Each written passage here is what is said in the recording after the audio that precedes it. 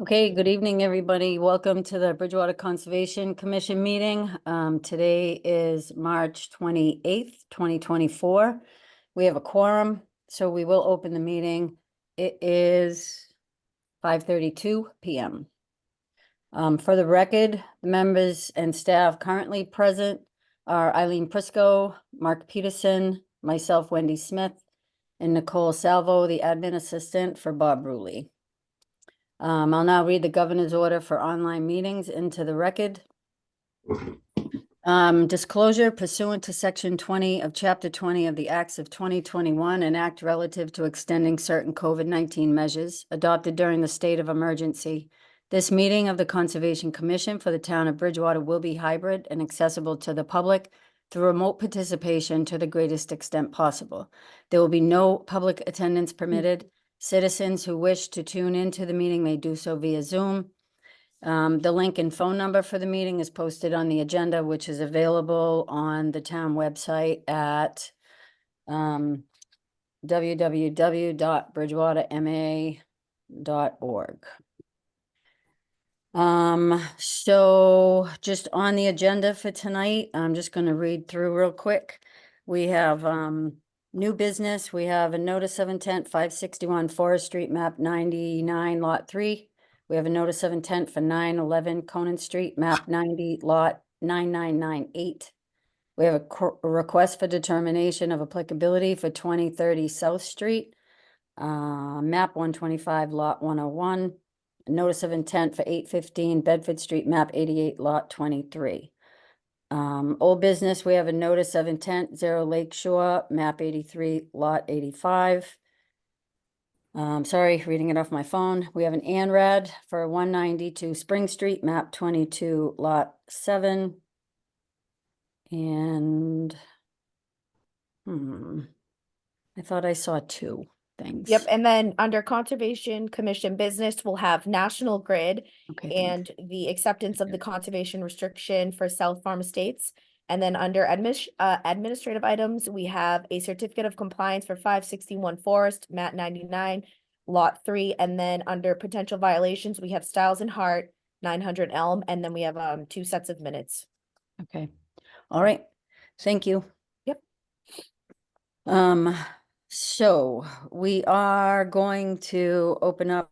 Now I gotta go back to my picture that I had in there. I'm sorry, I'm going like back and forth between 2 computer screens and a phone with a couple of different things on it. So we're playing it out tonight. That's what we're doing.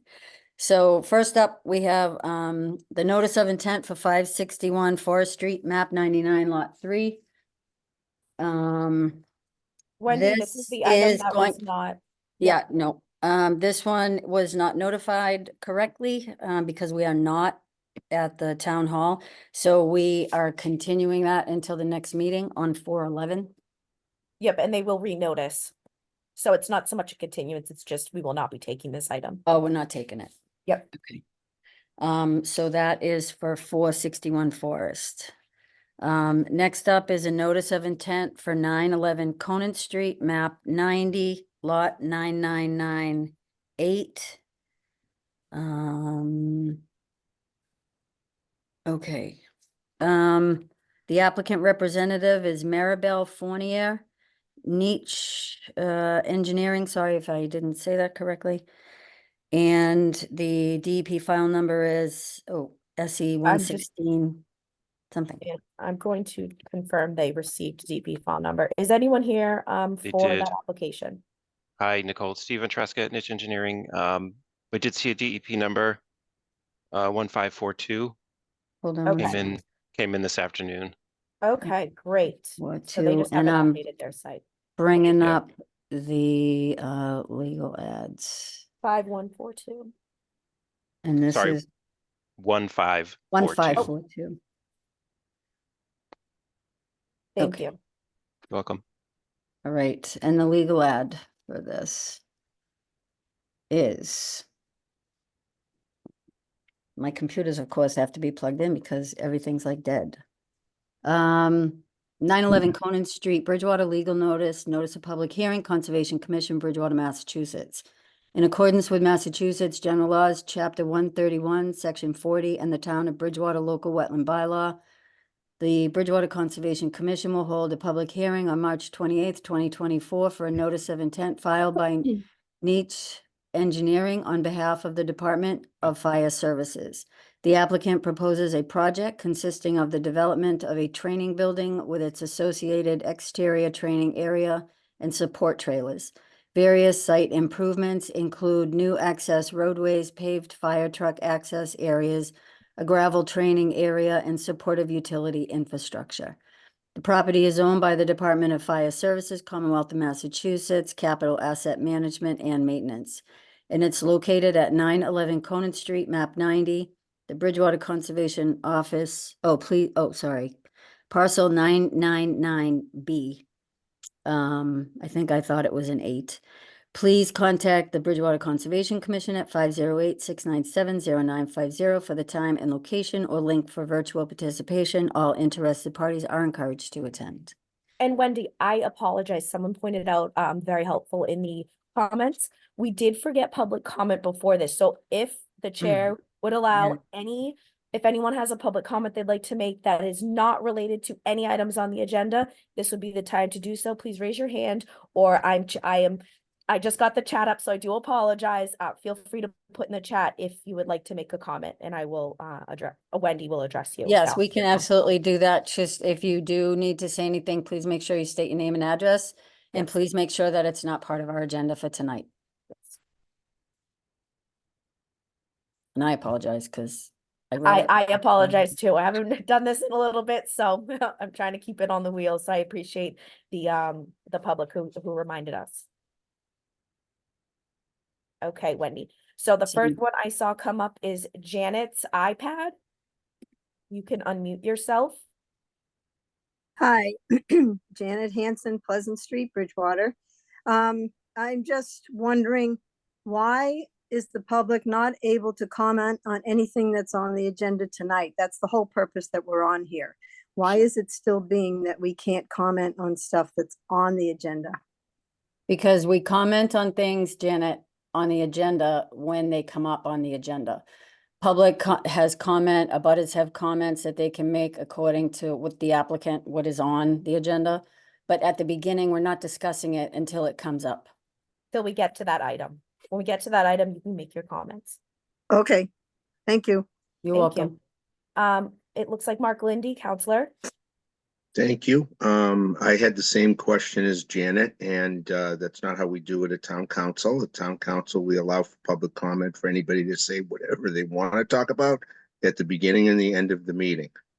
So I'd like to see something in writing sent to me that says why people can't comment about this. I also would like to know why old business is handled after new business. Okay, thank you. I Normally will on bring an those agenda, comments it's to the other Bob. way around.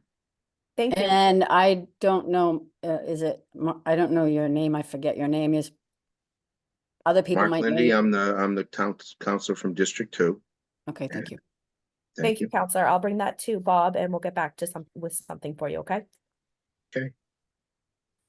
Jean? Hi, this is Jean DiBattista at 260 Lakeside Drive. I know this is actually on the agenda, but I just need to know because I need to leave the meeting early. Just wanted to know if the Claremont Hotel project is being continued or not. It is being continued per applicant. Okay, thank you. I You're wanted to know just simply because I do need to leave early, so. Right, yeah, might it not is. get to And it it will by the be, time. it will be April 11th. It will be back on the agenda for April 11th. Okay, thank you. I appreciate You're it. Thanks, welcome, Jean. sure. Just want to give an opportunity for if there's anybody else. Okay, Wendy. So again, apologies, everybody. But we will be back on track. So we are back to 911 Conant Street, Wendy. All right, so Maribel Fournier, or I don't want to keep killing the word, Nietzsche. Neat. I think it's niche. It's niche. We've Niche. heard worse. It's Okay. totally fine. Thank you. All right. Thank you.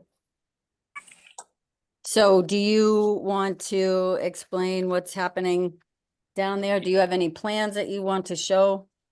We do. Yeah. Do you want me to give a brief overview first? Yeah, Steve? if you Okay. could, and I'll bring up the existing conditions plan while you Are do you that. able to share? Maribel. Just let me know, because if you can't, I can. It actually says disabled, so I can't share All right, just yet. let me see. If you could give that to me and to Brian Biagini, who's also with Niche Okay, let me. Engineering. All right, are you able to now? And let me see, Brian. Yes, I can share now. I don't see a Brian. Oh, I'm here. all right. Oh, there you are. It helps when you talk, because then you come to the Yeah, it front. pops up. Perfect. So good evening, boards from the commission, Conservation Commission. My name is Maribel Fournier. I'm the Deputy State Fire Marshal for the Department of Fire Services.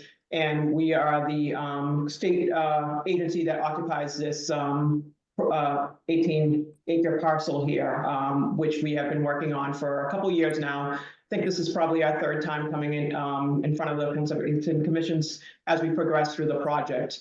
The project that's going to be explained today consists of what we consider our first package A of several increments of a project that will go over several years. But what it will consist of is we are preparing for our initial and ongoing, doing all the infrastructure work that's needed currently for what we're going to be building currently now as package A and what's coming in the future. So all of our underground utilities, plumbing, electrical, and all those items, some paving will take place, just getting the infrastructure all built so that we can easily tie into them as we continue along as the years progress. In addition to that, we will be building what's considered a Class A burn building. And for those of you who may not know, the Department of Fire Services, we train all the firefighters throughout the Commonwealth. So this is an additional training site in addition to our Stowe and Springfield campus. And what I mean by a Class A burn building is where they would have burn activity. And what we use, some of the questions that I know that's come up in the past is what type of material do we burn? We actually burn food grade pallets and straw that have no toxins in them to not expose our firefighters and obviously to the environment of those type of toxins.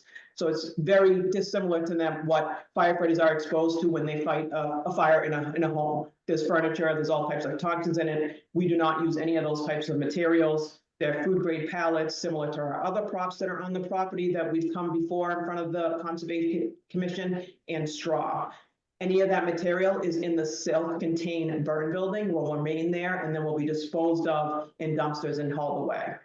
The third component to this project will be our water reclamation system, similar to our other two sites, where any residual runoff from using water on the site and any storm water is collected by this water reclamation system. It is cleaned and then reused on the site to try to conserve water for environmental purposes as well.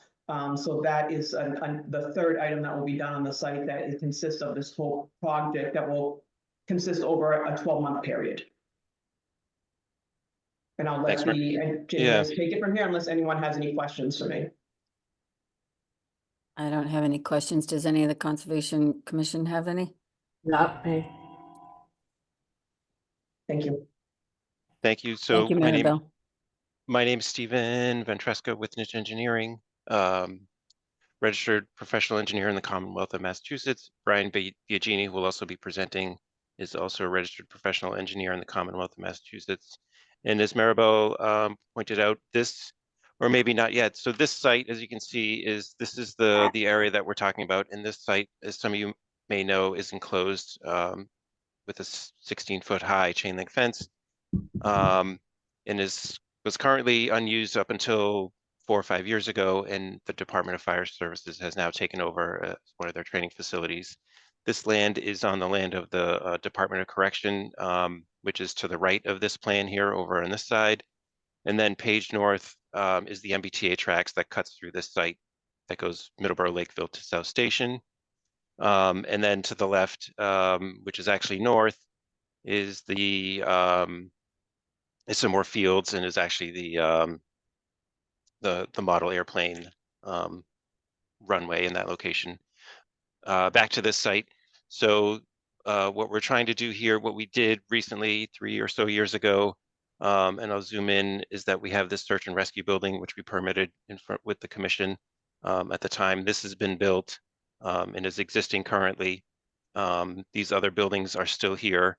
And as part of the phased approach to this project that Maribel was talking about, over the next multiple years will be transformed to the new fire service training area. And just to give you an idea of what this phase 1 actually is Conan Street is at the bottom of this page here, which exists, and the proposed work is to connect with new access drives off of Conan Street into the site, create paved areas to allow for fire trucks to circulate and to do their training on the facility. So as I mentioned previously, this building has been constructed. This is the new burn building that was discussed, and this will be built as part of this project.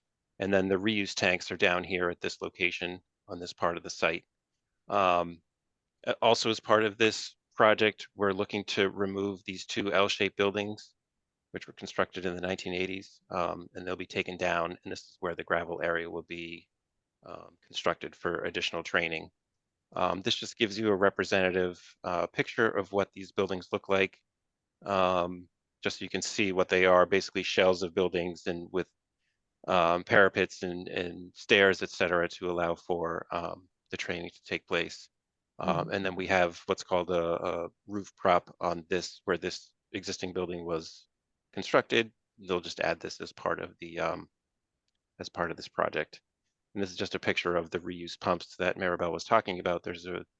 As part of the reuse system, in addition to these 3 tanks, there'll be the pump house here, which will pump the water to reuse water hydrants throughout the site.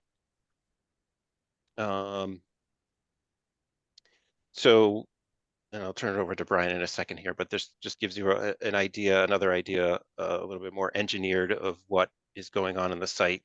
The lighter gray areas will be paved areas for fire truck access. The building, this new burn building, will have a concrete apron around it. And then the darker gray boxes that you're shown here will be concrete pads, which will be used for pallet storage, hay storage, and also some trailer storage that Maribel had mentioned earlier.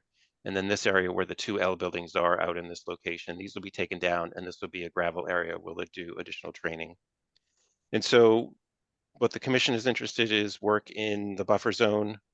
We had the wetland area, and these are fields that were used for hay and corn, et cetera, over the past number of decades. But they have characteristics of a wetland, so the soils and whatever plant types that were visible at the time we've created, they were delineated and updated in 2023, of August of 23. So it's a current delineation. And what we're proposing is a gravel wetland, because there's a high groundwater table here, and that's in this darker green area that we have. The 100-foot buffer is this darker green line that cuts through the bottom of the site, or the top of the site, I should say.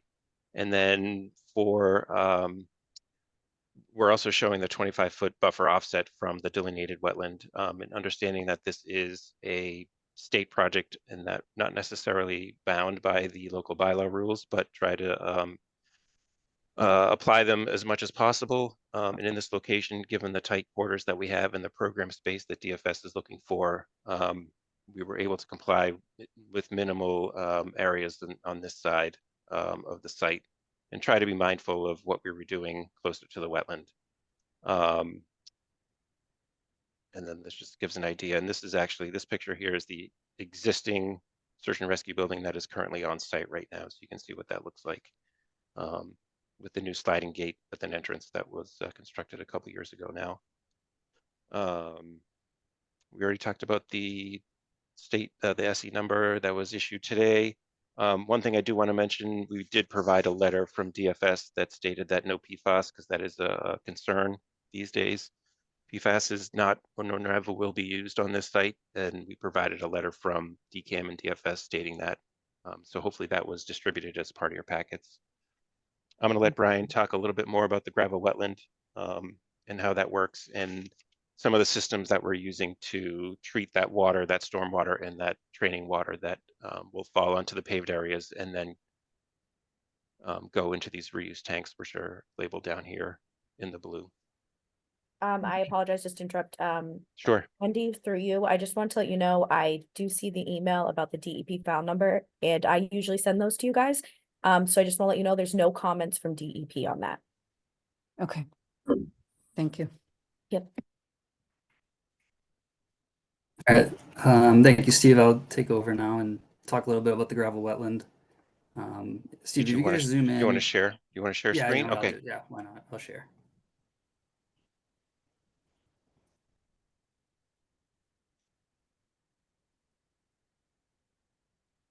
All right, just showing the same thing, but just on my screen now. And everyone can hear me, correct? Yes. Okay.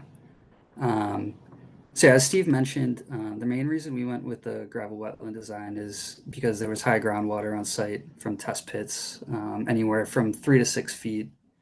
And gravel wetlands are meant to be designed within the groundwater table. So that's a useful use right here. And the way stormwater will flow on site is that all these paved areas are all pitching towards a gutter line that's down along this edge right here. Mhm. And you can see in our like bluish greenish color here, that's our drain system. And we collect we collect the stormwater through silt prison catch basins. And then those are directed to water quality structures and then into this water reuse system, as Steve mentioned, for reuse on the site. And any water that is not reused will overflow into our gravel wetland. And in our design, we assume that the tanks are full at all times so that we're most conservative. And we have down here a cross-section view of the gravel wetland. And the way that these are designed is that water comes in, well, we have it designed so that it comes in on top, on the surface, but it also comes in through gravel because the way that these gravel wetlands treat the stormwater is through the gravel and really getting that flow. And I'll zoom back up here, really getting that flow to go through horizontally through the gravel before it discharges and overflows into the wetland if it in bigger storm events. And with the silt prison catch basins and the water quality structures, we are meeting 90% TSS removal and 60% phosphorus removal. So we're meeting those requirements in the gravel wetland as well. And then, so I should mention actually as well that any stormwater in this part of the site will go directed towards the north, which is page left. But then over here, anything that falls on the southern portion will go page to the top and it'll get collected in a pipe and stone system right here that travels horizontally over to a sediment forebay before overflowing into the gravel wetland treatment cell. And another thing I'll note is that we have 3 gravel wetland treatment cells, and this one over here is number 1A. This one is 1B, and then they both flow into number 2 before going out this way. And then we also included an overflow on this gravel wetland cell just because this is where most of the water is coming in, or a large portion of it. So I think that touches on everything. Actually, one more thing is we designed our pipes to be sized for the 25-year storm. And we also designed it to be sized for the firefighting flows and the CFS coming from those flows so that we know that our system's adequately sized. And sorry, Brian, I'm just going to jump in and just mention that Yep. when we did the design for the gravel wetland, we used the Atlas 14 storm events. So larger storm events than what is required currently under the current regulations. But we know that all stormwater designs are trending towards the higher design storms. And so that's how we designed the gravel wetland and the pipes for this system. Yeah, and the gravel wetland can also treat the 1-inch water quality storm as well. We sized it for that as well. Great. Thank you. That's our presentation, and All we right, are awesome. happy to take Thanks. questions. Thank you. We have Maribel, Steve, and Brian. Nice job. There's a lot of work that goes into that and very considerate of what's happening with wetlands. And I don't know if I've really seen some of the things that you did on that, the gravel wetland, but it looks like a really good plan and thoughtful. Thank you. Thank you. Thank You're you. welcome. How about Eileen? Do you have any comments or questions? I believe our town engineer is on. And I think I would like to hear from him. Okay. Maybe. Is the town engineer on? Yes, Oh, okay, hi. hi. I did not review this project. I'm here for the RDA hearing. So, I mean, but I will say that they did a great job and it was very interesting. And there was nothing that I saw that I would take exception towards. I think it's a good choice of stormwater management, and I think it will serve the environment and the town very well. Thank you. You're welcome. Wendy, Harry has arrived as well, just so you know. I saw him pop in. Mark, do you have any questions or concerns about the project? Sure. Yes, thank you. It was a great presentation. I got a question about sort of the maintenance of the stormwater basin. How will one know if it's failed? Because it seems like it's out in the middle of nowhere, and how would anyone know it's, you know, if it's stopped working, if it's clogged up, or? Yeah, yeah, so these are designed to look like a wetland and act like a wetland. So there will be it's not an infiltrating wet BMP or stormwater system. So there will be times during the dry periods when it is empty of water. There is a maintenance requirement, and it's every 10 years approximately, and it's going in and removing vegetation, checking any of those pipes that Brian had mentioned, and making sure that they're as clear as they can be. And I also believe that part of the maintenance, which we included in the O&M, was removal of that top 8-inch layer or so of soil and replacing it. So those are sort of long-term maintenance needs for this. This facility will be, and Maribel can correct me, will have a facilities person on, I don't want to say 24/7, but we'll be there every day of the week, and watching and looking for any potential issues. So I want to say no different than maybe what you would see at a school or other similar facility. I don't know, Correct. I Maribel, can if you- speak to yeah. a little bit about that. So our facility staff actually monitor it, and through the pump house, there's usually monitors and alarms that will go off once it's full, or if something needs to happen. And then we, on a periodic basis, 3 or 4 times a year, kind of do our own preventative maintenance on it, where we go in and we clean the grates, we clean everything out, and we clean everything out of the catch basins and things like that to ensure that it stays operating efficiently as we do at our other sites. That's good. Thanks, Maribel. And another question is, you mentioned about the nutrient removal from the certain percentages that are now. Does that degrade over time, or is that going to be measured as well? So those percentages, to get to 90% TSS, those are based on the manufacturer's testing. And so the Still Prison was actually one of the last products tested through the Mass Step program that's since been discontinued, and that had a percentage of TSS removal associated with it. And then same with the water quality system. Those are standard these days, and those have also have a TSS requirement, or testing that's been done on them that provides a percentage removal of TSS.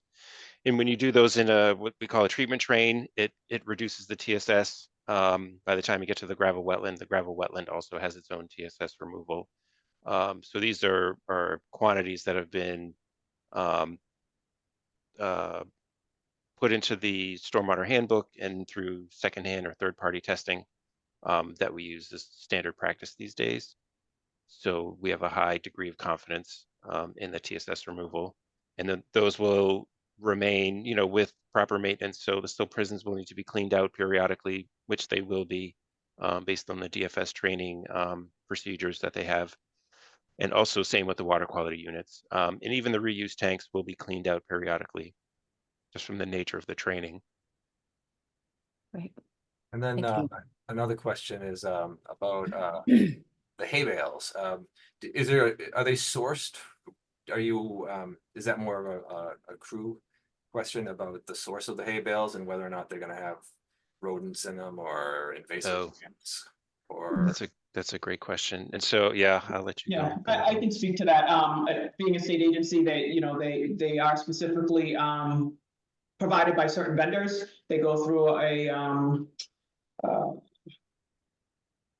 Like a a vetting. review process to ensure that it's the type of straw that we can use for our burns.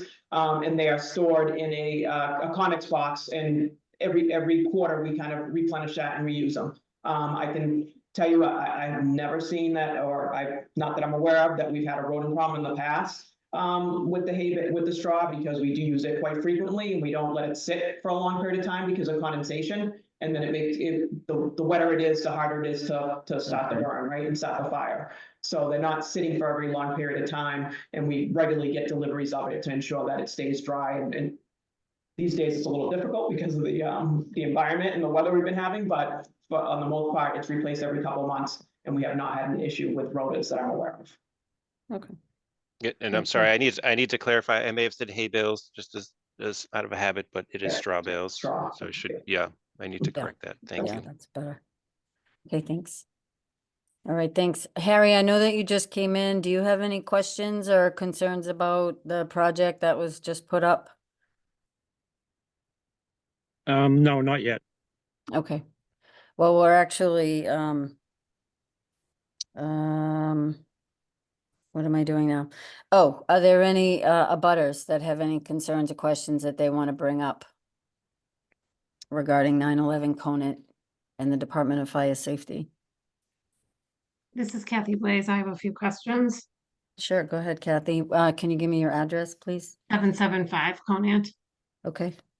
So I have several, but the first question is, I know that behind those fields where the fenced in area is, there's a stream that runs back there. And it connects to the ice pond. And then in turn, that connects to the stream that runs under Conant Street. And in behind some of the houses on Conant Street, mine including as one of those. So have we looked at what the impact to that stream and the other water bodies will be? So when we had our wetland scientist go out and take a look, he did not consider that to be a stream that was jurisdictional and more of a drainage ditch.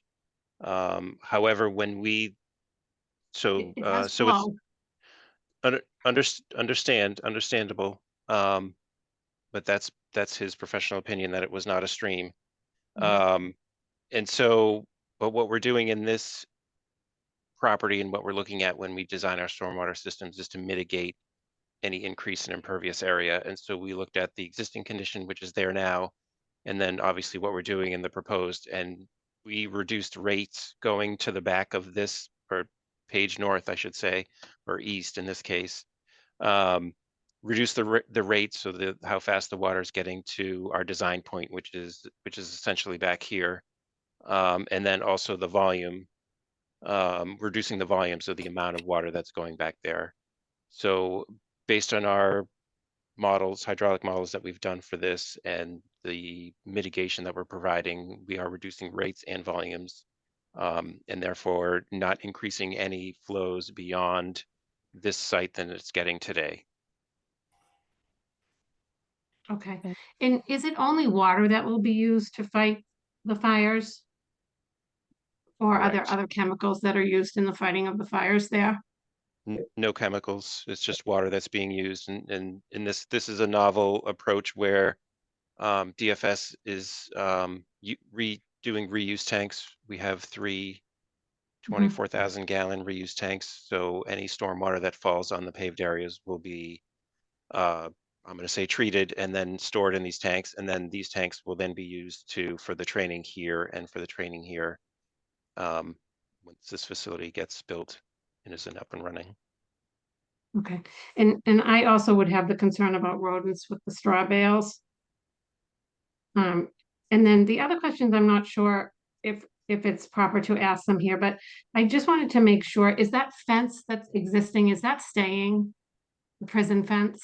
Correct. It is. It is And to the maximum extent that we can through the gravel wetlands, we are keeping it.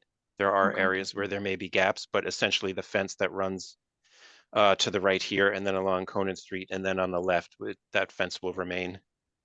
Okay, and am I correct in assuming that all the construction vehicles during these projects will come from the main entrance?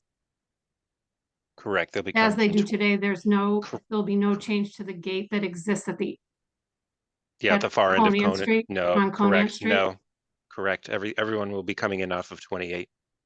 Okay, perfect. Questions answered, Kathy? I'm just looking at my notes just to make sure I didn't have anything else. Yes, thank you very much. All right, thank you. Thank you for your answers too. Is there anybody else on, any abutters that have any questions or concerns?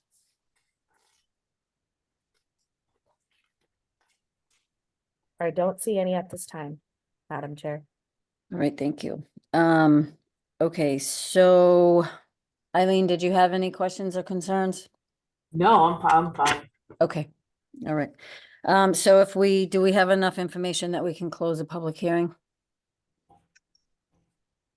We need a motion to close Oh, I'm sorry. Motion to close public hearing. for, where are we? 9/11. 911 Conant Street. Thank you. And a second, Mark or Harry, a second?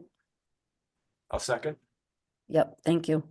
And with that, can we have a motion to, I always get confused with these still, I'm sorry. Are we doing? You're fine, a motion to issue an order of condition. Motion to issue, yeah. Or to continue, or, whatever you guys choose. Right. Do we want to make a motion to issue? I'm saying I will make a motion to issue. Okay. For 911 9/11. Conant Street. Yep, map 90, lot 999B. And do we have a second?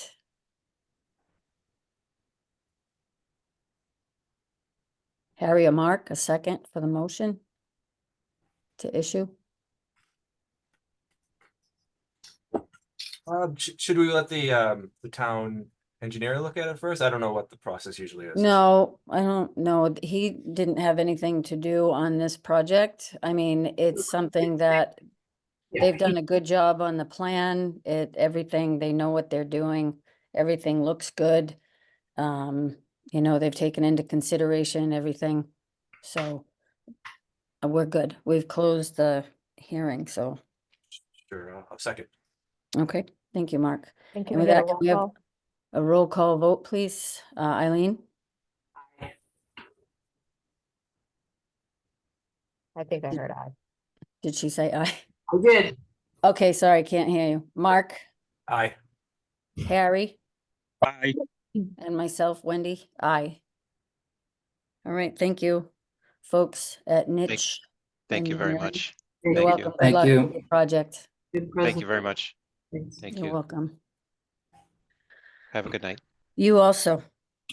Okay, next up on the agenda, we have a request, an RDA request for determination of applicability for 2030 South Street, map 125, lot 101. Representative is the town of Bridgewater. And I Give me a minute. Here it is. Yeah, the legal ad, 2030 South Street, Bridgewater, legal notice of public hearing, Conservation Commission, Bridgewater, Massachusetts. In accordance with Massachusetts General Laws, Chapter 131, Section 40, and the Town of Bridgewater Local Wetland Bylaw, Bridgewater Conservation Commission will hold a public hearing, on March. This date's wrong. You were muted. Sorry, Wendy, it's, they were forced to move to this meeting, so they didn't have to renotice. Their notice still stands, because they would have, everyone would have realized that our meeting was canceled and all items moved to the next meeting in that case. Oh, okay. But they're all right, okay. Got you. All right. For a request for determination of applicability filed by the Bridgewater DPW Engineering Division, the applicant proposes to make improvements to existing culvert beneath South Street between house numbers 2030 and 2033 to mitigate local flooding that currently is occurring between house numbers 2033 and 2025 on South Street.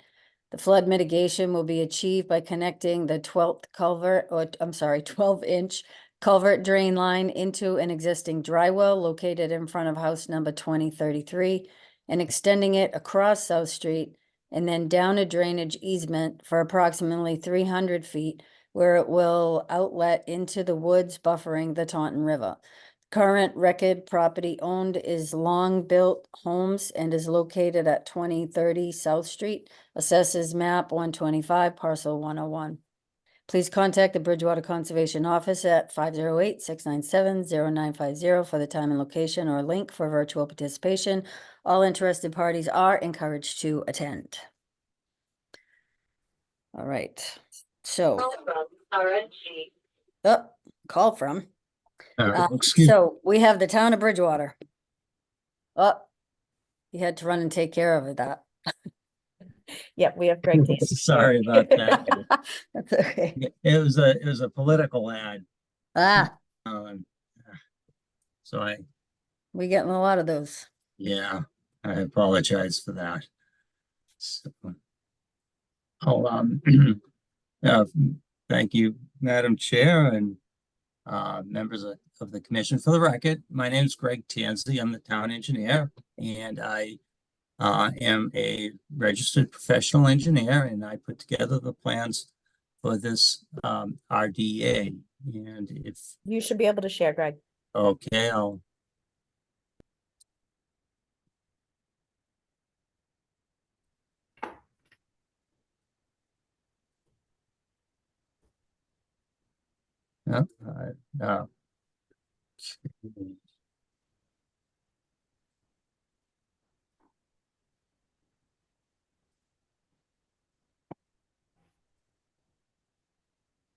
just bear with me a moment here, please.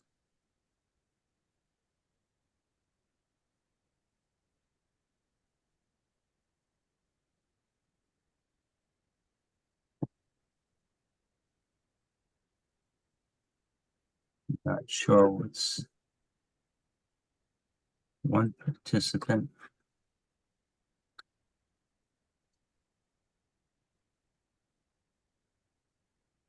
There we go. Okay.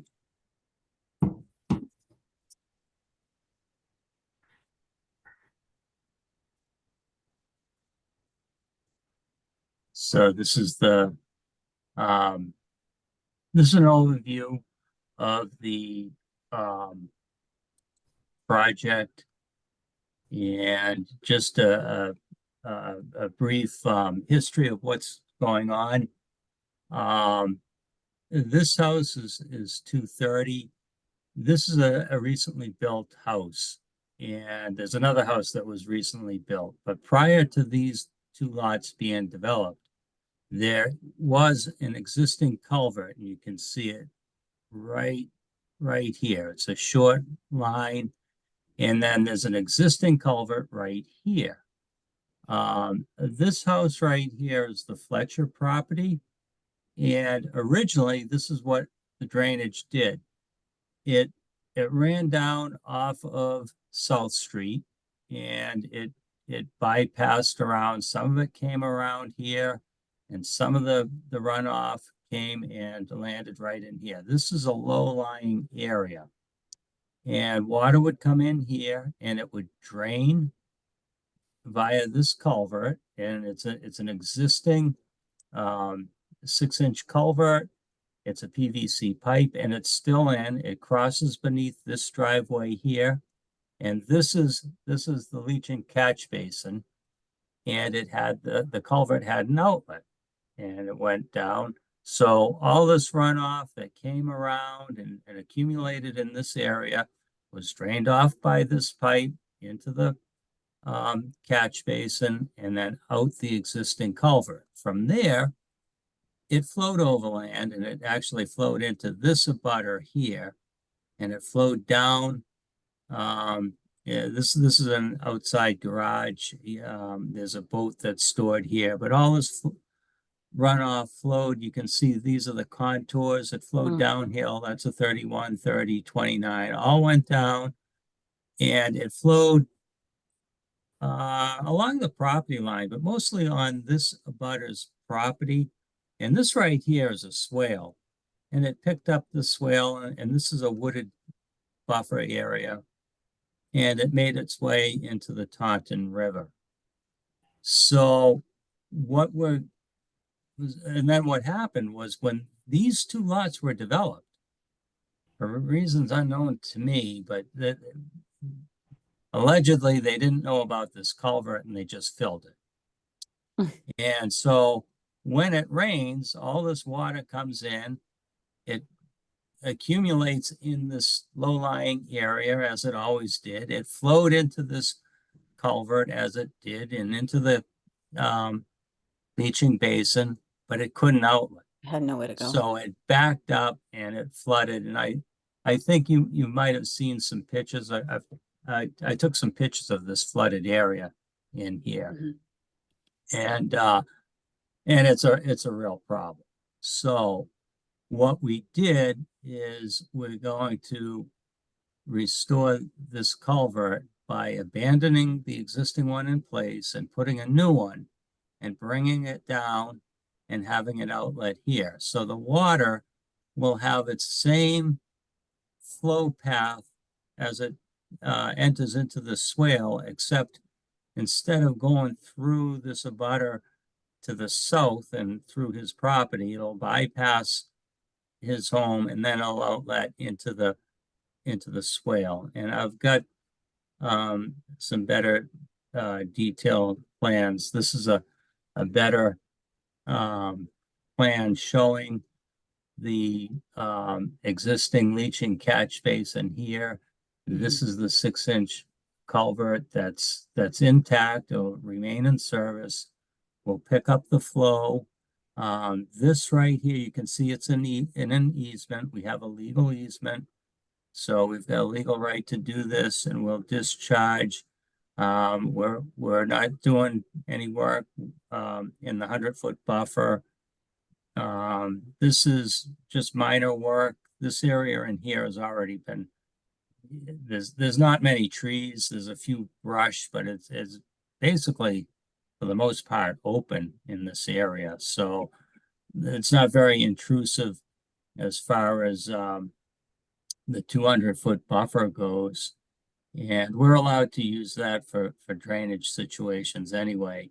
And then it will pick up and again enter the same water course that it originally had. And we just we're making an overall improvement. We're improving it for the Fletcher's property right here. And this abutter is actually going to gain some benefit. He used to suffer from, well, I don't know if he suffered, but he used to have runoff going through his yard that he won't have nearly as much now after this improvement. And so we've got, this is the profile. You can see this is that's the abutter's driveway. This is actually South Street.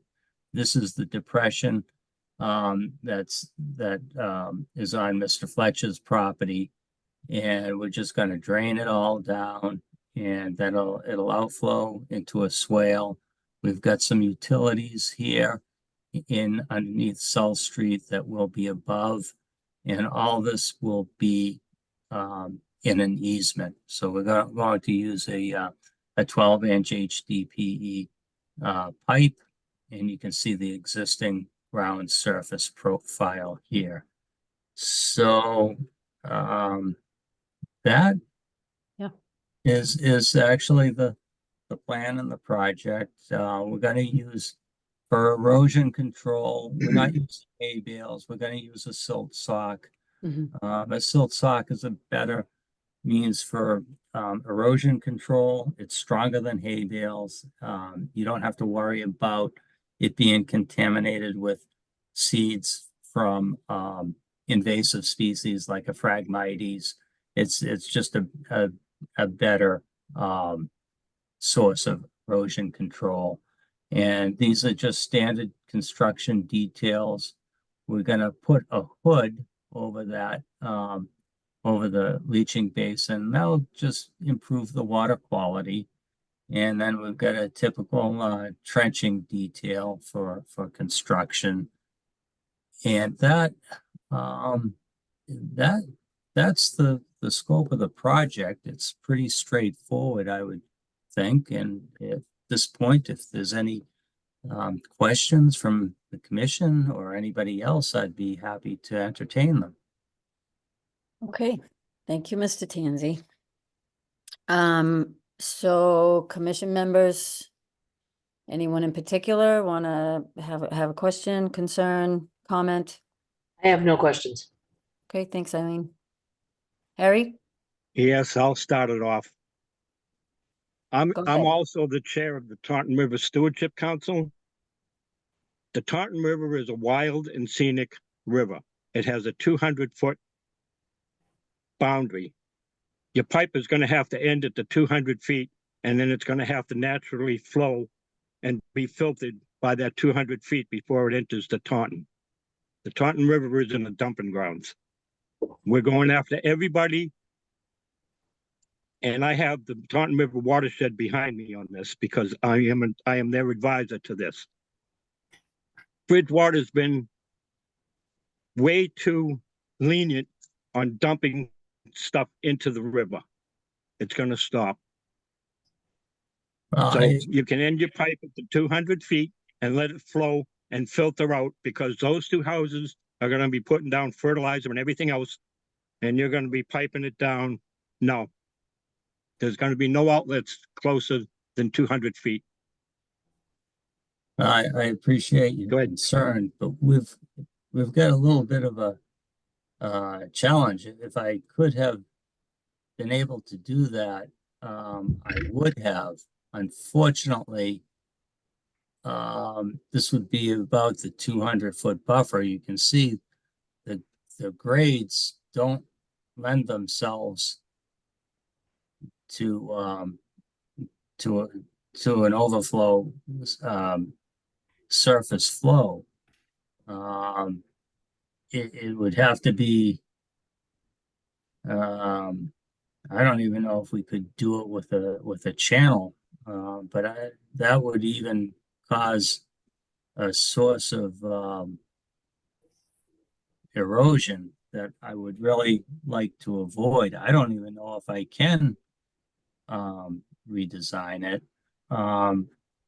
The Wetlands Protection Act allows for stormwater controls actually to be within the 100-foot buffer, and I've kept it outside the 100-foot buffer. This is actually the shortest or the furthest distance away from the river that I could Madam Chair, viably pardon me, bring this. Greg. Madam Chair, through you, can I please ask Harry, is there a mechanism by which Greg should reach out to the Taunton River, your committee, and discuss that?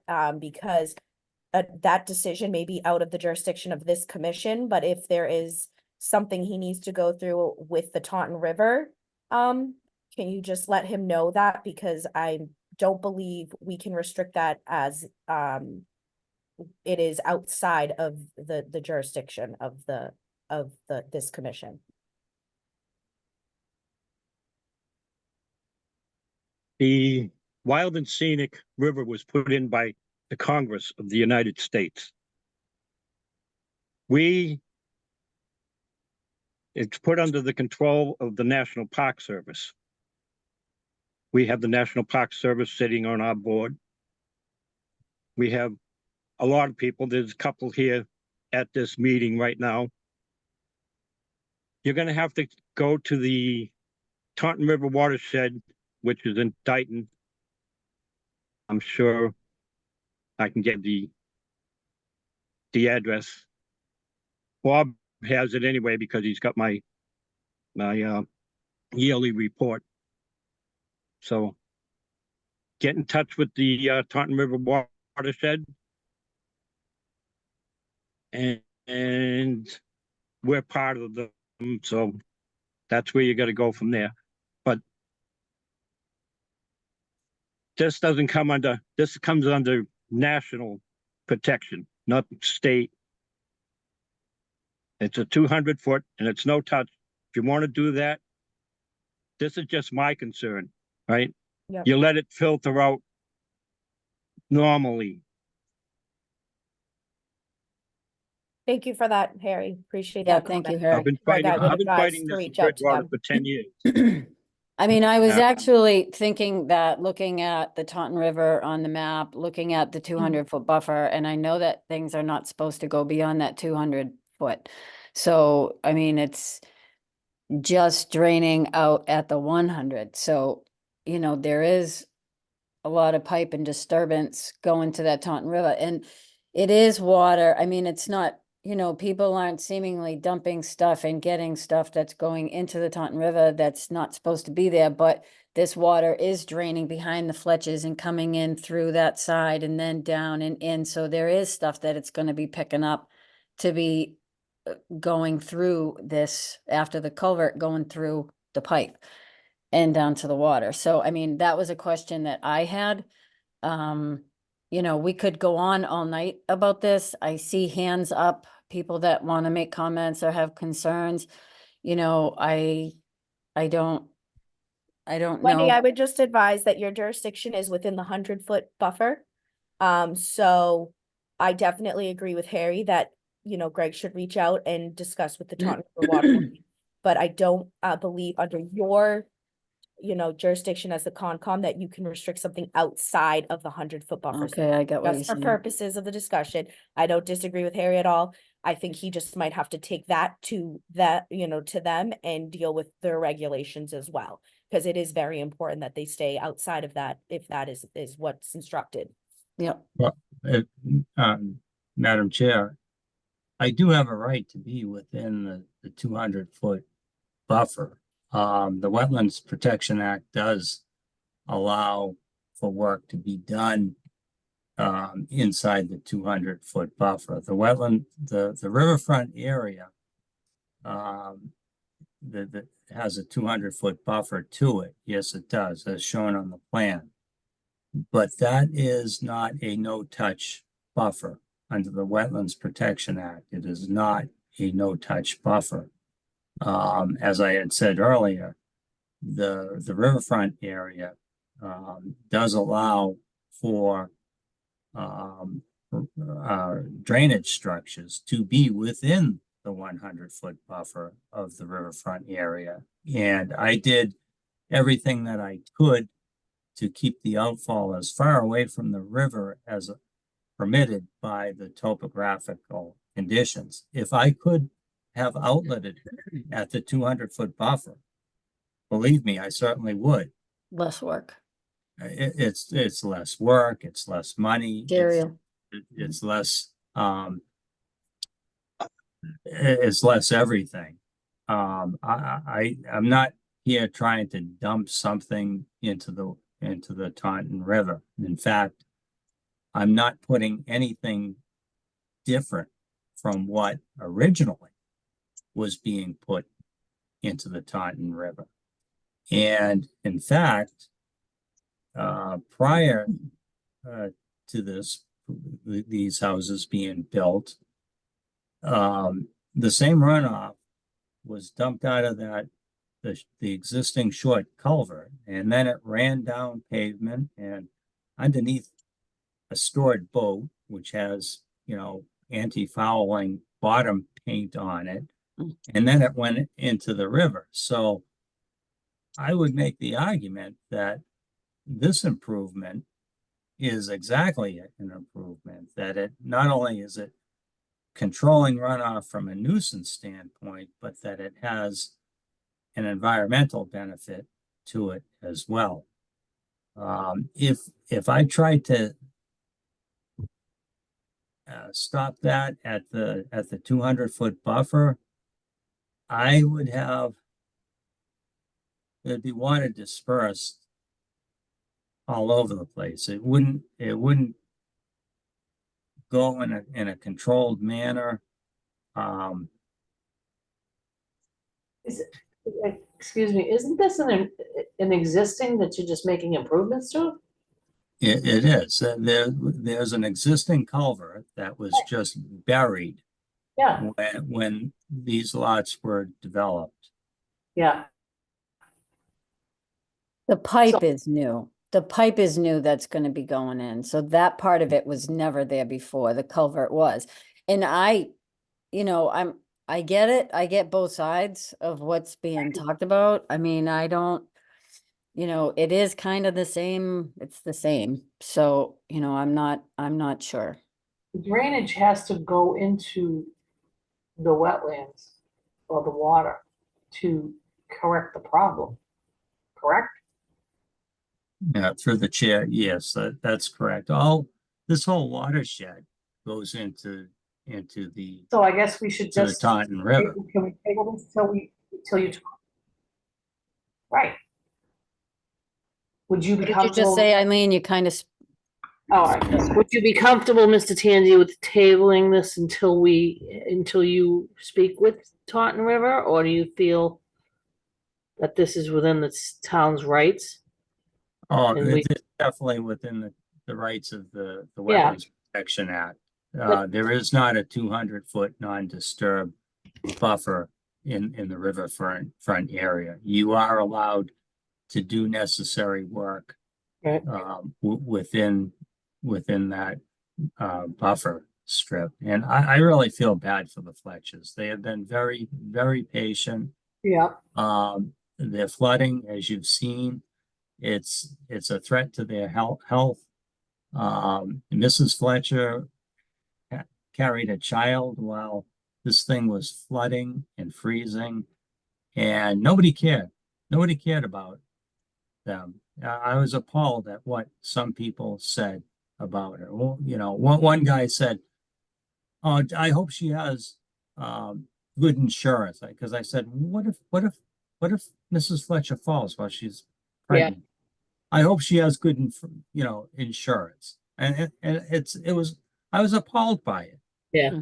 And I understand we have to go through the rules and the Right. protocols, and I give Mr. Fletcher an awful lot of credit. He's been very patient. Here's the process, but now there are some who want me to go into this round robin permitting, time-consuming protocol, and it's just not necessary. I'm not dumping anything in the Taunton River that wasn't going there prior. And I believe that I've done all that I could do to improve the water quality, from bypassing an obvious source of contamination, where the boat is stored. I'm proposing to put a hood over that outlet at the leaching catch basin. I don't know what more I can do. yeah, So what are your thoughts, Eileen? And we got people that want to speak too, so. I mean, okay, how do you feel, Mark? I'd be concerned about the 200-foot buffer too. just see what they have to say about that. They put a pool in the backyards, which is just gonna create the other neighbors' issues if we don't take care of the Fletchers. Yeah. How did this happen in the first place? Are the developers of those two houses, are they, Nah, not really. No, they filled up the culvert. They blocked it. are That's they going to be footing the bill or? I doubt it. What do you mean they blocked it, I Wendy? thought he said that they filled it. No, it's across the street. No, Madam Chairman, Yep, through go the ahead. chair. If you can see my cursor. Yep. This right here is the end of the existing culvert. Yep. And this daylighted, this all in here it was all heavily vegetated area and it wasn't readily visible. Mhm. But it flowed free. Mhm. And when these two lots got developed, Mhm. all this vegetation got cleared. Mhm. There was the pipe, and then it just got buried. Yeah. It just got filled.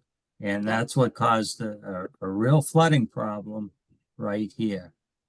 And in my opinion, that should not have been allowed. But what happened was there's a whole history behind the permitting process where this culvert was not shown on the permitting plans. Ah, And the applicant requested a waiver from all drainage. And because it was represented to them that there isn't any drainage out there. So, oh, so the planning board waived it. waived all drainage. Oh, boy. And it's not the planning board's fault. No, not at You all. know, they acted on a plan that was not accurate, that was shown to them in good faith. And now we're picking up the bill. I mean, I had to spend a lot of my time Right. preparing these plans and doing the field work. And now I'm permitting it and I'm trying my best to make it safe for Mr. Fletcher. And Right. Do you know who did the plan, the original plan? A That's lot of unnecessary permitting bureaucracy. I'll say it again, the riverfront area under the Wetlands Protection Act does not have a 200-foot non-disturbed buffer. You are allowed to do work in that buffer, and the work that I'm proposing is permissible. Yep.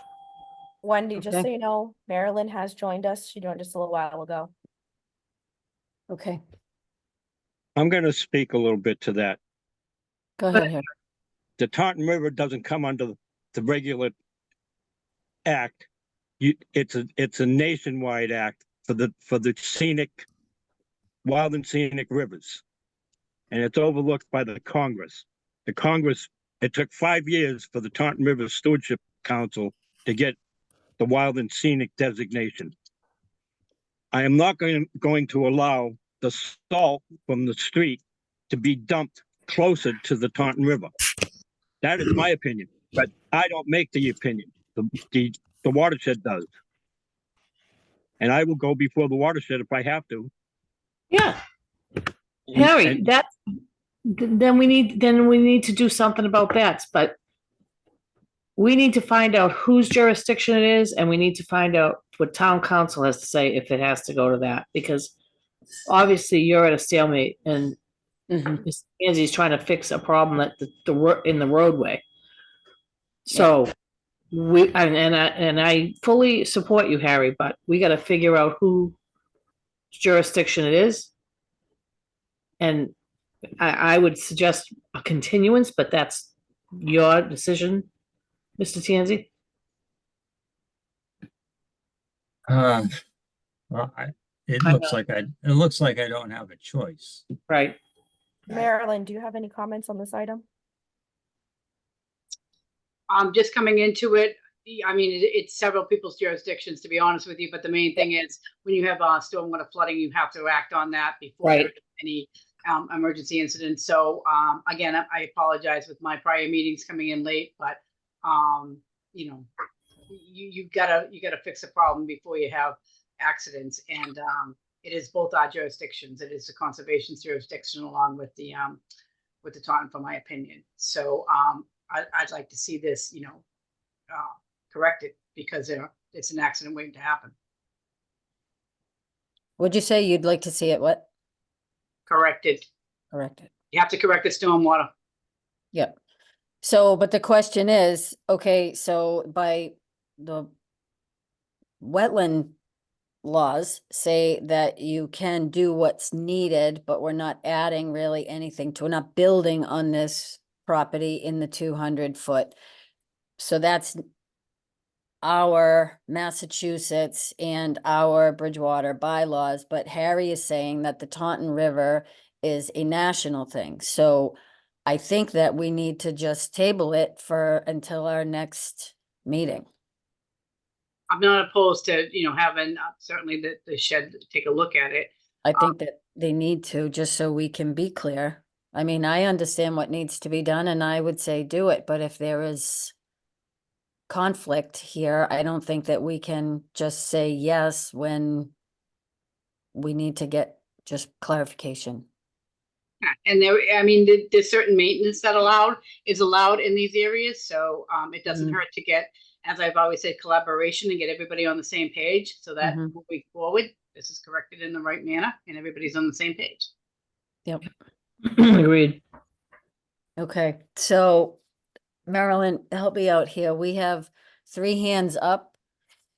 So I will tell you in order. The first one I see is Arthur Leach. Oh, Unmute yourself. We'll I try believe- to make these concise because we have several more agenda things to get through. well, hold on, because Arthur Leach, I believe, owned this property at one time. I did. Okay, Okay, there we go. So maybe he can help us with this. So, yeah, I'd be happy to can you give a just little bit of state your history. name for the record, please, and your address? I apologize. Arthur That's okay. Leach. I reside at 38 Harvest Lane. I am the prior owner. I am a prior owner of this property prior to being sold to Longbilt, and I continue to own Lot 0 behind 2030 South Street. Okay, thank you. So a couple things. One, I can tell you, as I had the lots cleared originally and identified this this storm drain as it exists today, it wasn't very functional at the time at which this property was addressed by me. And I say that only because at my expense, knowing that it was a culvert there, when I had the property cleaned, I had the people with the earth moving equipment go in there and properly make sure that that was dug out in that area because it was filled with a lot of dirt. Most of the pipe was covered. And then I found that there was a couple of feet of dirt backed up in that pipe. So this pipe hadn't operated for a while. Not to say that it shouldn't have, not to say that in extreme flooding it didn't, but it certainly wasn't functional. I did subsequently sell the property to Longbilt. It's my understanding that this arrangement was made for this easement for these purposes. I just have a couple of questions regarding the circumstances around this, and I apologize. It's 3 or 4 that I'd like to put out there if now is the appropriate time. I suppose it is. Yes.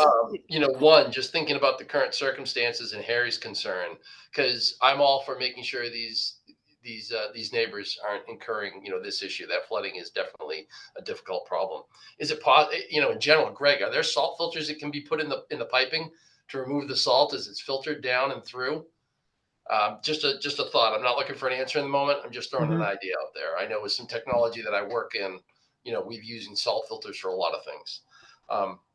I do have one question to Greg, and that is with regard to the existing service, the pipes and the drainage, was that properly documented and recorded in the town? And I ask in part because I actually went to the highway department at one point after I bought this property and after I had that culvert area cleaned out right up to the pipe, and I couldn't get in there to clean the pipe out with the tools that I personally had, pick and shovel. I went to the town and said, you've got this culvert up here or this pipe under the ground. You got to get it cleaned out. And nothing ever happened. And so I'm just wondering, did we somehow end up with a pipe and drainage system in town that was never documented? And I know that's not necessarily a concern for the Conservation Commission, but it does beg the question as to how we end up in a certain situation where, you know, the Conservation Commission in the town is having to handle water on something that wasn't properly documented and engineered. So I'll pause for a moment there to see if Greg's got a response to that. Through the chair, Go ahead, you can answer, please. a lot of times throughout the town, utilities, a lot of drainage structures that are 50, 60 plus years old. They got installed, and back in the day, they probably were not surveyed and recorded.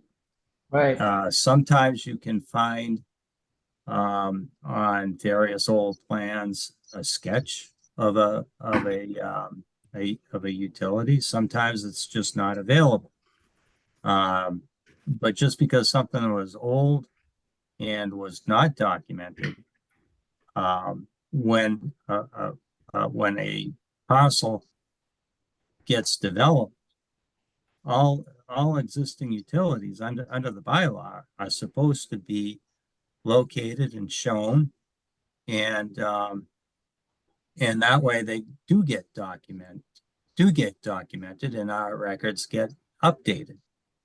So whether or not something got documented way back when doesn't mean that it doesn't exist. It does exist, and it did form a function. Whether it was functioning like it was the day it was installed is not really material, because it could be restored with maintenance. Now, to the material point, it was functioning well enough not to cause the flooding that it's causing now. Something came out of it. Now, nothing is coming out of it because it's buried. And, you know, that is just something that should not have happened, but regrettably it did. And, you know, if that culvert was kept clear, if it was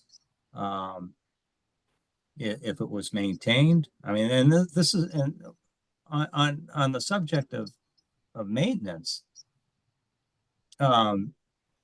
developers are required to maintain the drainage infrastructure that they install on site prior to getting certificates of completion. You know, it's not uncommon that we make them clean out basins, clean out the catch basins from construction sediments, and you know, to clean out a culvert like that is nothing. You know, even the highway department would have cleaned it out if they had the ability to do so, but they didn't. They couldn't. It got buried, and it's just, I just shake my head as to, you know, how people would do that to this town and to the neighbors. It should not have happened. It just simply should not have happened, but it did. And here we are in this situation, and the person who suffers from it is a guy like Mr. Fletcher.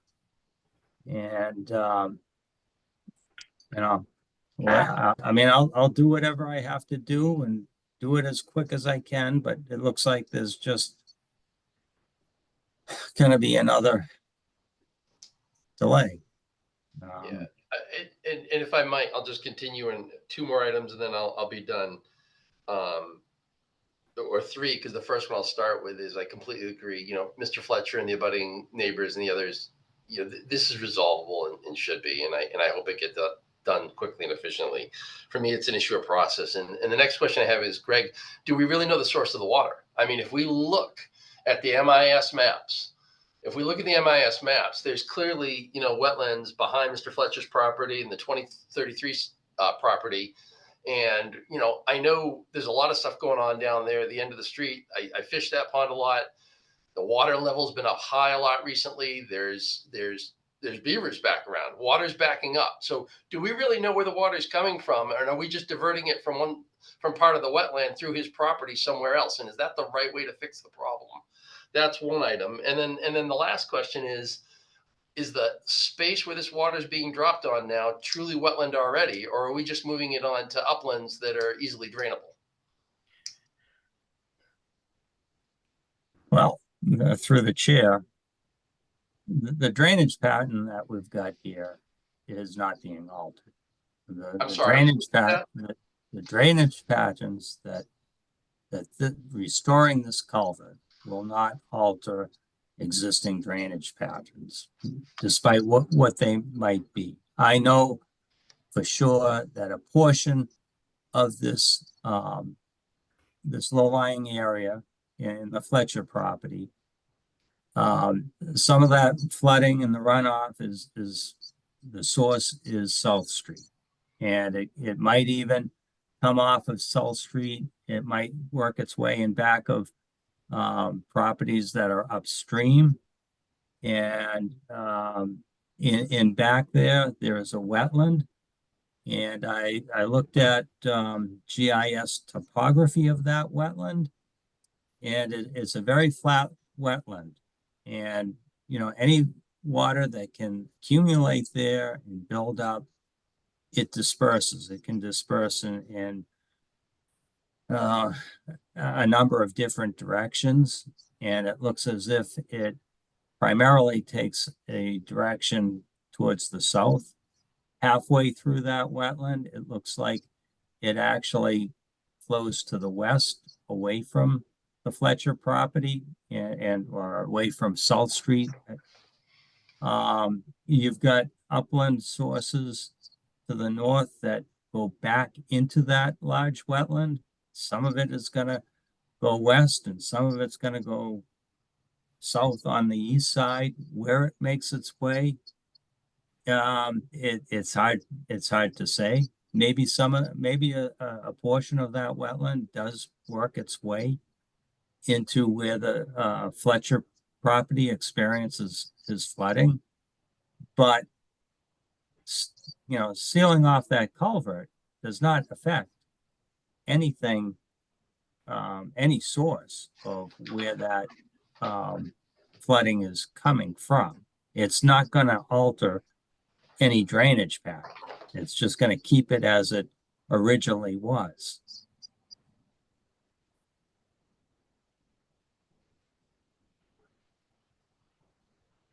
All right, I think we need to, we're gonna move on. Arthur, I hope that you got like some answers, questions, and it gave people things to think about, but we're gonna move on to another one if that's okay.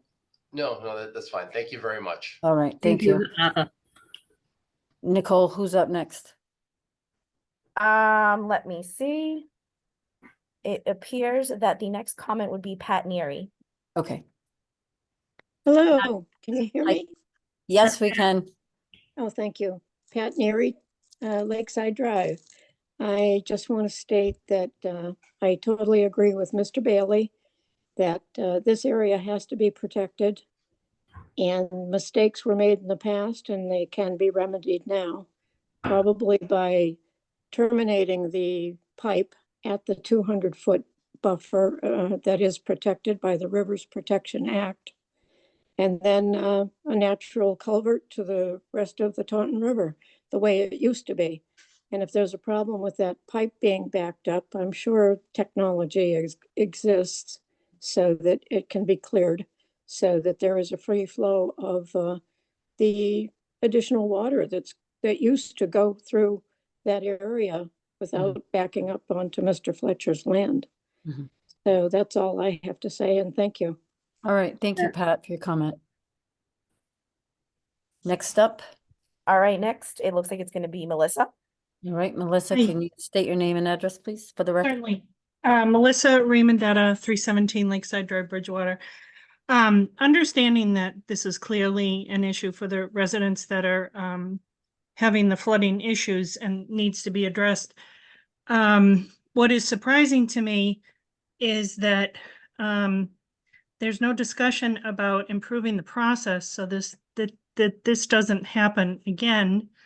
Also, possibly creating a registry or guide of some kind to these culverts so that the town is not relying on engineers and developers to put them on their plans.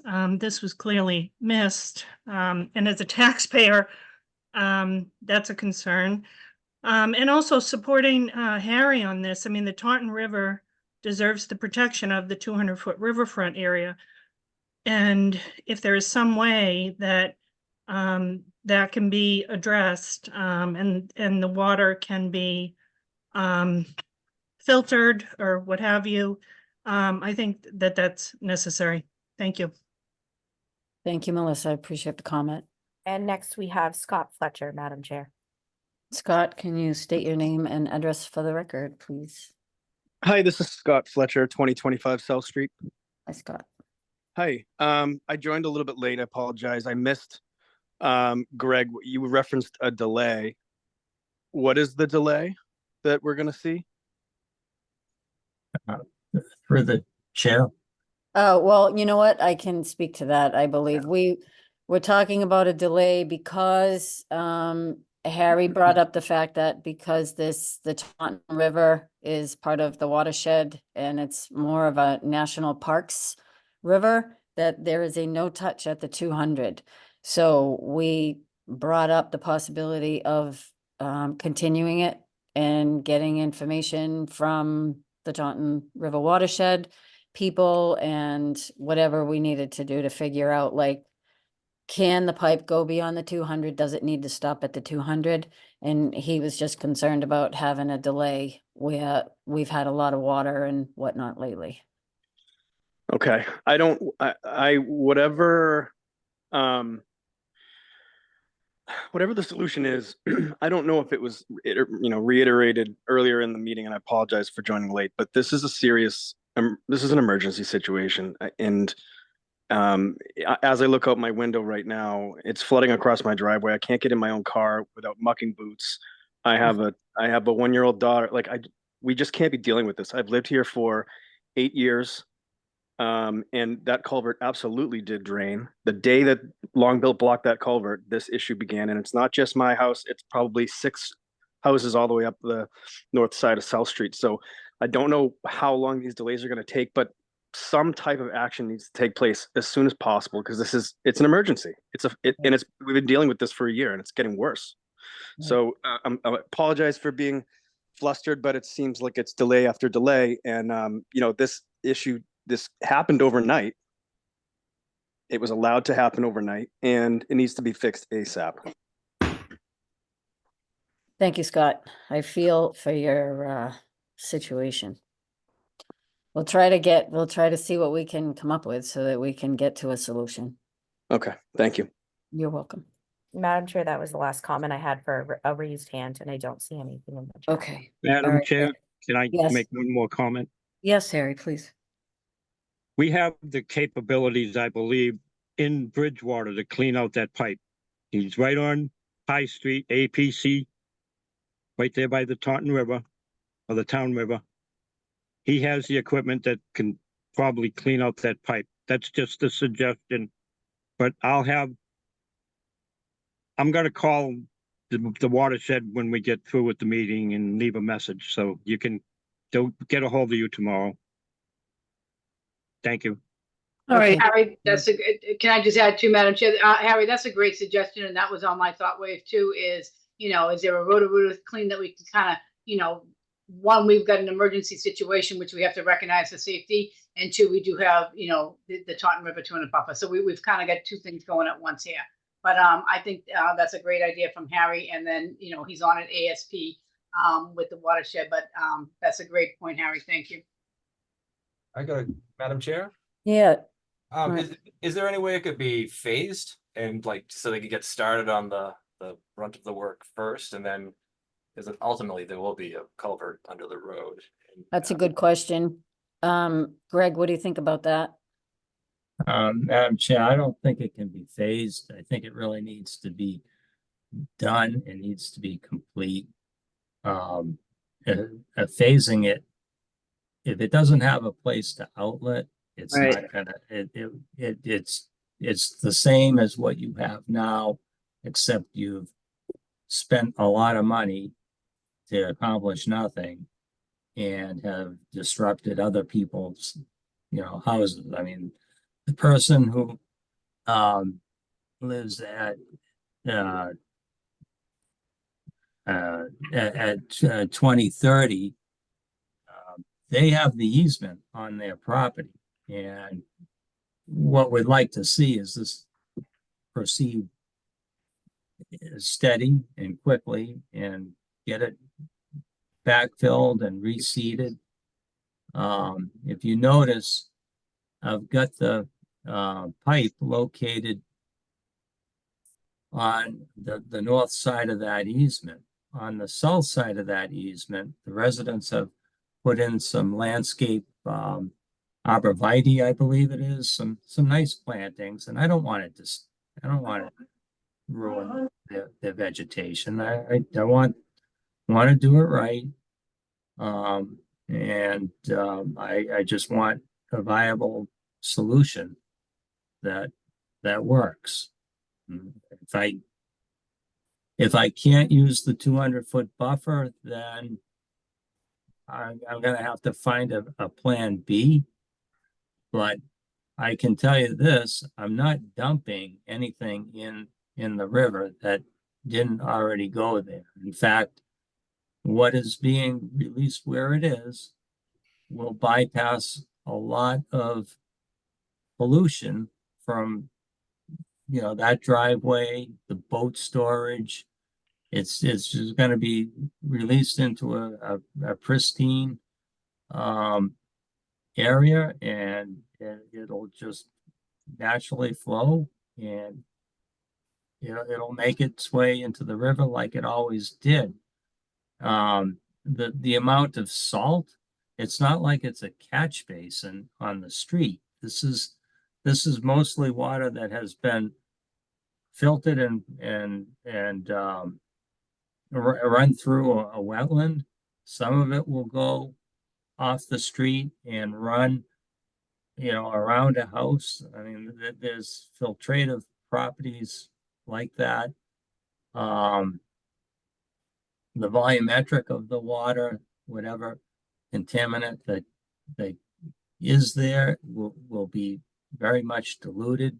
I mean, you're going to have naturally occurring outlets of, where salt is just going to get into the river. But this is not one of those high contaminant levels. This is one of the more, I'd say, a higher water quality than what what typically works its way into the river. I mean, you go down the South Street Dam, there's catch basins there, and it's piped right into the into a stream that goes right into the river. This is nothing like what is typically encountered on the river. All right, so I believe that we've talked this out. I don't really know, Marilyn, if you have like a thought on this at this point. I understand both sides of it. I think the thing needs to be fixed ASAP. Harry is, sticking to the 200-foot buffer. I kind of don't know why I can't go to the buffer and then maybe some gravel, whatever would be like to allow it to drain off. It's in the backyard of 2040, so it's gonna go down anyways naturally. So I don't know, but I don't know if we should close the hearing and get whoever Harry can get information. Madam Chair, I would not close the hearing because if you want to hear from the watershed, I would do that, but I would recommend doing a continuance at this point. Get in touch with the watershed immediately and see how fast we can get a turnaround response on that. so that we can get things moving, because at this point, that's what staff is gonna recommend. Okay, I agree. all Yep. right, Kind of. okay, we need so, to- so then, Harry, do you want to reach out to the watershed? I'll be contacting them by email tonight. Okay, excellent. So And you- then Who's gonna you'll reach contact out- the town on whether they can try to clean that culvert? I can touch base with Bob on that. Okay, all right, that'd be great. If we can get any immediate relief, but we do kind of have a 2-for-1 going here. Yep. I mean, that water still, even if it gets cleaned out, the water's gonna hit it, it's just gonna still flood there. The 200 foot acts like a filter. I'll give Yeah. you that much. I got what you're saying, yeah. All right, so Madam Chair, you just need a motion to. Okay, so continue. we need a motion to continue till 4/11. Motion to continue to April 11th on Second. 30 South Street. Second, Harry. Thank you. Roll call vote, Eileen Prisco, Yes, aye. Harry Bailey, Aye. Mark Peterson, Aye. and Marilyn McDonald, Aye. and myself, Wendy Smith, aye. So we will pick it up on the next meeting and make a decision. Hopefully. Greg, can you stop sharing your screen if you don't mind? Sure. Thank you. For the next item, I'm gonna have you read the legal ad in, and then we will just vote to continue it as the applicant has requested a continuance, because they are at this time in front of the planning board. Oh, I have a note that says, don't read the legal. It's okay, you can read it in because it was written for today, so let's read the legal ad in. We're not gonna open the hearing, but you can read it so it's noted for today. And just announce that we're continuing this item to April 11th, and just vote for that continuance. Legal ads. 815 Bedford. Okay, so this is for, oh, I just got rid of my thing. Do you want me to read it? I have it up. No, no, I have the thing. I'm just looking for the numbers. So this is a notice of intent for 815 Bedford Street, map 88, lot 23. The applicant representative is Silva Engineering Associates, PC. The DEP file number is SC 116-1540. The legal ad reads as 815 Bedford Street, Bridgewater, legal notice, public hearing notice, Conservation Commission, Bridgewater, Mass. In accordance with Massachusetts General Laws, Chapter 131, Section 40, and the Town of Bridgewater Local Bylaw. The Bridgewater Conservation Commission will hold a public hearing on Thursday, March 28th, 2024 at 5:30 PM for review of a notice of intent. The public hearing will be held as a virtual meeting over Zoom. A link and instructions to participate in the meeting will follow and be posted to the calendar on the town's website at www.bridgewaterma.org. The proposed work is construction of a parking lot and drainage with associated grading within the buffer zone to a previously approved wetland line. The property is identified as Assessors Map 88, Lot 23, 815 Bedford Street. All interested persons are encouraged to attend. And the applicant has requested a continuance, so this will be continued until April 11th, 2024 at 5:30. Thank you. You're welcome. Then next up, we have old business. We have a notice of intent, 0 Lake Shore Center, map 83, lot 85. Applicant representative, Claremont Lakeshore Bridgewater LLC, Silva Engineering Associates, PC. DP file numbers SC 116-1525. This has been requested by the applicant that it be continued till the next meeting. Again, April 11th, 2024 at 5:30. Next, under old business, we have an ANRAD. For 192 Spring Street, map 22, lot 7. The applicant representative is Timothy Hashem, Silva Engineering Associates, PC. The DP file number is SC 116-1539. This hearing was closed, but we did not vote because a couple of people were gonna try to get out and do a site walk, I believe. And so Marilyn and Eileen, I will kind of defer to you on, did you get to make it? I'm good. It's all good? Yep. Okay, Eileen? Yep, all set. All right, great. So then with that, we just need a motion for, oh my goodness, for the ANRAD for 192 Spring Street. Motion to accept. Is Motion, that- we already closed the hearing, so I'm sorry, I don't have the agenda in front of me running in late, but motion to approve 192 South Street, Anrad, and I do not have the map and file Right. number. One- Map, one- 22 lot 7. Spring Street. Right, you said south. What did I say, South? Yeah. Oh, boy. All right, so let's try that again. What's the 192 motion to Spring. approve? 192 Spring, map 22 lot 7. And do we have a second? Second, Thank you, Harry.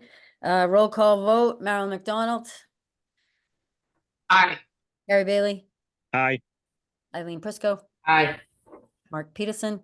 Abstain. Oh, because you weren't, okay.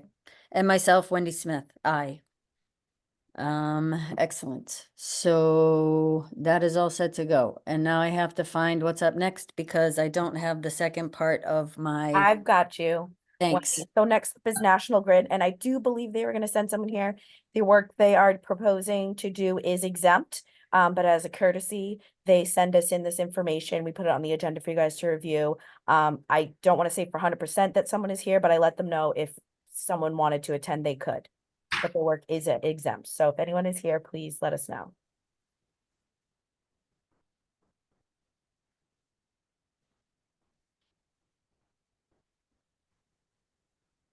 Okay, that makes it easy for you, Wendy. Okay. So, and what is it? Is it? Is You it don't like need to a- vote. It, Marilyn and Eileen and Harry, correct me if I'm wrong. I know you've been here a little longer than me, but it's an exempt project. It's just a notification, so I don't believe we are making a vote or a motion on that one. Not unless it's in, again, sorry, it's not in front of me, but if it was an RDA that they were filing, then yes, a vote, but if it's just a notification, then we're all good. It's just a the notification. notification? Hey, we're good. Okay, excellent. So that's all set. Nicole, what's up next? The next one was going to be the South Farm Estates conservation restriction discussion. We're gonna table this item for the next agenda when Bob is available, because he has a bit more information on how we move forward, accepting or not accepting conservation restrictions. So that will go to the April 11th agenda, if that Okay. is acceptable for everybody. Very good. Thank you. Yeah. And then under administrative items, we have a COC 561 Forest, map 99, lot 3. Applicant representatives Mark Plassey, Foresight Engineering, DEP file SE 116-1457. Okay. So this COC, we just need to close it out. There was no work that was done on it, so we just need Yep. a motion to Issue a What- COC, which issue a will close it COC. out so they could open a new NOI. Yep. Okay, so someone want to make that motion? To issue a COC? Motion to issue a COC on 561 Forest, Yep. map 99, lot 3. Excellent. And a second, please. Second, Thank you. And a roll call vote. Eileen, Aye. Harry, aye. Mark, Aye. Eileen, Aye. and myself, Wendy. Aye. Now, Aye. Oh, Marilyn. you said Eileen twice. Oh, I did? Eileen and I Eileen. said I twice. Well, your name is on my screen. Maybe that's why. Whatever. That's all right. I called Spring Street, South Street. All right. It's a long almost day there. and a long meeting. I know, almost there, Madam Chair. All right. Too Okay, many so meetings today. violations we have, right? Yes, so I just wanted to, if it's through you, Madam Chair, I just wanted to give a brief description on the 2 violations that we have in front of us. Oh, yeah. The first one is Styles and Hart. Images were sent over to you guys in the packet. There's kind of 2 things over there that need to be taken a look at, and town staff, as well as Concom is gonna have to investigate further. But it appears that we have had complaints from DEP and abutters that they are pumping water, polluted water, into the Taunton River. I don't have an exact location. I don't know where those diesel pumps are. It's not diesel pumping in, but the pumps are run on diesel. Yeah. As well as in the back area, there's a lot of machinery, and since, from what we can tell in our map images, since 2017 till now, a tremendous amount of wetlands has been filled in. Yeah. And as far as our staff is aware, there is no permit for such. So that is of an issue. And then I'm just gonna quickly move on. 900 Elm was sent to us from the planning board, as you saw in the letter. They built within the buffer zone without a application and NOI, anything through us. So per advice of the director, the action he would like you guys to take tonight is to issue a cease and desist on each of these items. Please do it separately. And the cease and desist will be based on staff investigation. So from this point, town staff, all the way up to the town manager's office, will do further investigation, and you guys will be included in that as well. But that is the advice that we've been instructed to take. Do we have any idea who owns 900 Elm Street? We've got I want to say planning board does. I want to say they probably have a bit more information, so I do apologize. I don't have that off the top of my head. I think but it's do Lucy. believe they're in I'm contact. not 100%. Oh, okay. All right. Where the Yeah. school buses are parked. Yeah, I got it. I think A that's quick it, yes. drive-by does look bigger than what we originally issued years ago, Harry, you would remember. It is, yes. Okay. So we need a motion to allow staff to issue a cease and desist order based on town staff investigations. Motion to issue the 3 complaints of the violations as noted. Cease and desist. Cease and desist. Can you note just for Styles and Hart and then do a separate one, please, for Elm, if you don't mind? We So gotta do Harry, them separate yeah, for yeah. 900 Okay. Elm. and the same for the Styles and Hart. 2 violations there. Cease and desist. So Cease let's and take the desist. first one. Harry's making a motion for 900 Elm to issue. Okay, as- 900 Elm Street. Yeah. Cease and desist. 900 Elm Street says Jill Will LLC. I do believe our office has the information they need Okay, and that. okay. and- Yeah, and I think planning board may have been in contact with them, so they might be aware this is coming. Okay, very good. So So second. So one. Harry made a motion for 900 Elm to cease and desist until town staff investigates. Someone want a second? I did 900 Elm Street second. Okay, thank you. And then we need another Roll one, call. same Sorry, thing for Wendy, roll call. Styles and Hart. Second on you- 900 on Styles and Hart. We need to do a roll call for, Oh, yeah. Oh, my bad. Thank you. Okay, we're almost there, Wendy. Roll call on the first one, please. Roll call vote on 900 Elm. Marilyn, aye. Eileen, Aye. Mark. Oh, yeah, you can, Mark. Is he still here? Yes. Okay. So I, did you say? Yep. Yes. Sorry. Harry Aye. and myself, Wendy, I.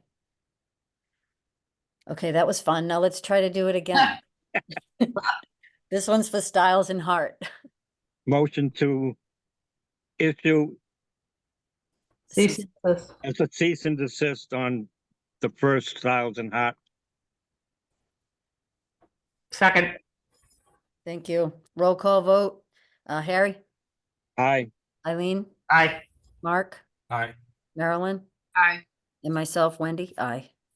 Thank you, commission members. I appreciate that. I thought there were 2 of them that we were motioning on. Are we motioning on one? It's okay. Motion. Styles and Hart as a Oh, whole. did I, that's did fine. I- So Said Styles motion and Hart on is one first. business, so you're issuing the cease and desist to Styles. Okay. All right. Okay. And then the last thing, Madam Chair, through you, is approval of minutes for 125 and 222. If you guys read them, I know this is a large packet, so if not, it's okay. I did not. Or I Did- could have said I did, but I didn't. I did not either. I cannot tell. a lie. All right, so let's just We'll put them include those on the meeting. next one and we'll got make it. sure to look at them. No But problem. under conservation business, I would like to put on the next meeting, since we have Nicole with us, is third peer review has to be determined and, for this conservation, because I'm gonna stand adamant that it is from the commission, it is in our bylaws, that we are the ones that determine third peer review. Yep. It goes into a separate account. It is not from the applicant that gets to pick it. It is from the conservation board that has the right to pick the third party peer review. And that is the only third party peer review you will see this commissioner member agree on and not. Ditto. Same here. Sounds good. Sounds good. I have nothing else for you, Wendy. Thank goodness. Excellent. With that, at Motion- almost 2 hours, the Motion- longest one ever, after I was on a workshop meeting before this for an hour and 10 minutes and a long, rough day at work. I'm Yep. ready to say goodnight. Who wants to make the motion to adjourn, Can I please? just, can I just add one thing before we leave? No, I would like, well, no, this is important. go We've ahead, been Harry. without an agent Yeah. for quite a while now.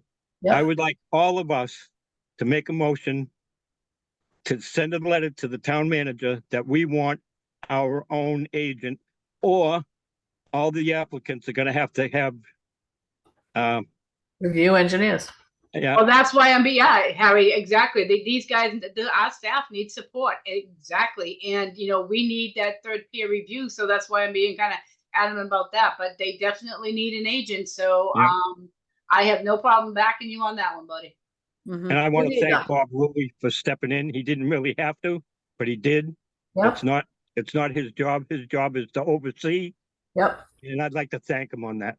Yep. And I'd like to thank Nicole too, because she's Yeah. over. What's the best? Trying to hold it together for you guys, trying really hard. Don't Appreciate leave it. us. We're trying to get you help. Yep. Okay, now I'll make a motion to adjourn. Awesome. Wait, And do they you guys all wanna said, vote? Amen. Yes. It sounds like a long day for everybody. Bye Hold bye. on. Bye. Good Hold night. on, did you want to vote to issue that letter that Harry Oh, sent? yeah. Yeah, Just a thought. You don't have to. a motion, can I do it? yeah. Go. So I'd like to make a motion to draw up a letter to the town manager for us to have an agent for Concom. Second. Third. Aye. Yes, all in favor, yeah? I Aye. Aye. Aye. We have to do a roll call vote? just We just did. Just did. just did. All right, we're good. All right, Motion to everybody. adjourn. And welcome, Mark. Welcome. Welcome. Yes. By the way, yeah, welcome. Sorry. I meant to say I that at the hope you liked beginning your of the first meeting. meeting. Yeah. All right, At least you didn't All make right, him everybody. over. I have Marilyn as a motion. Can I have a second? Second. Thanks. Welcome. All Okay, right, goodbye, everybody. Bye. bye. Thank you. Good night, all. Good night. Bye.